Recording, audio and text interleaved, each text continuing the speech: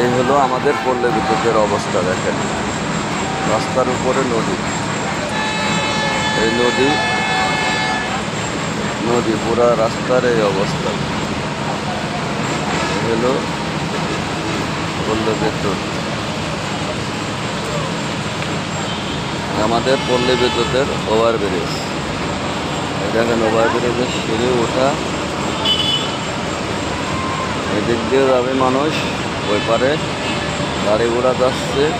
রোডের এক পাশ ক্লিয়ার, আর এক পাশ পানিতে ভরা। এই দেশের পানি, ফুল রোডে পানি, মানুষজন যেতে খুব কষ্ট হয়। প্রতিদিন মানুষ এখানে গাড়ি উল্টা যায়, গাড়ি উল্টা মানুষ আহত হয়। রোডের উপরে দেখেন নদী, রোড ভেঙে চৌচির হয়ে গেছে, অনেক বড় বড় গাঁথা হয়ে গেছে। এই হলো চক্ষু হাসপাতাল, ডাচ বাংলা ব্যাংক, একতা ভবন। হ্যাঁ, এটা এই রোডের অবস্থা। দেখেন রোডের অবস্থা ভয়াবহ। পুরা রোড পল্লী বিদ্যুৎ ওভারব্রিজের নিচের থেকে গরুর হাট রোড পর্যন্ত বেহাল অবস্থা, গাড়ি যেতে পারে না, পানি ঢেউ খায়। দেন গাড়ির অবস্থা।